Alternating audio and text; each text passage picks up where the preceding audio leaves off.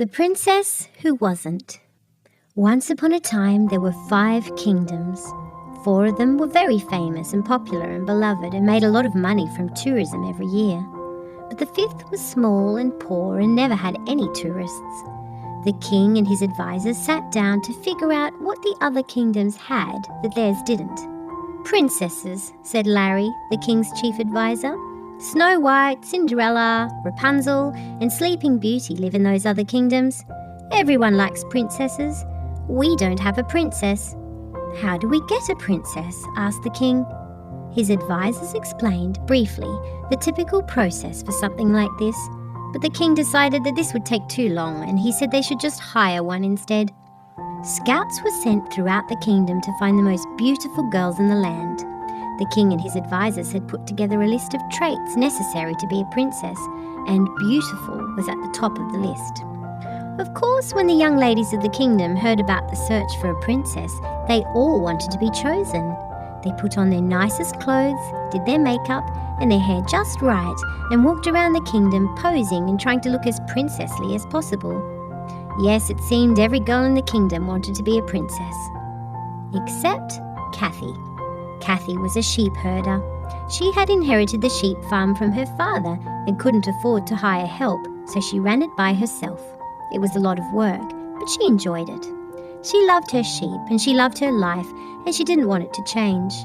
Unfortunately for her, it was about to change, because, unluckily, Kathy was the most beautiful girl in the village and was chosen by the king's men to come to the castle to try out for the job of princess.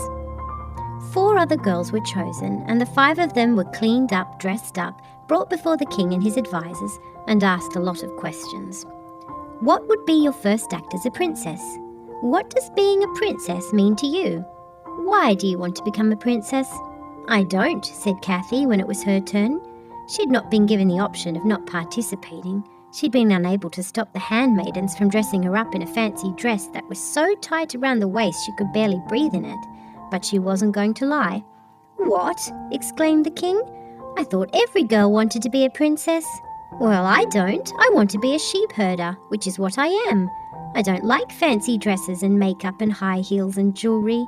And by the way, why are those the things that make a princess anyway? Who's to say a princess can't be someone who likes to work with animals, or wears casual clothes, or is it necessarily this skinny? Who decided that a princess has to be pretty and elegant and not do anything except marry a prince or go to a ball?" So saying, Kathy walked away, changed out of the dress they'd put her in, and returned home to her sheep. The next day, while Kathy was tending her flock, a voice behind her called her name. It was, oddly enough, the king. "What brings you here, sire?" asked Kathy. "I was up all night thinking about what you said," the king told her, "and I think you're right. It wasn't fair for me to single you and those other girls out just because of the way you look. I think maybe a princess can be whatever she wants. So, I want you to have this." The king held up a tiara, the official headgear of princesses. "I appreciate that, your majesty, but I don't want to be a princess." "That's just it. You're not the princess. You're a princess. I hereby appoint you Princess of Sheep." He placed the tiara on Kathy's astonished head. "And she," he added, pointing at a milkmaid across the road who was also wearing a tiara, "is Princess of Milk.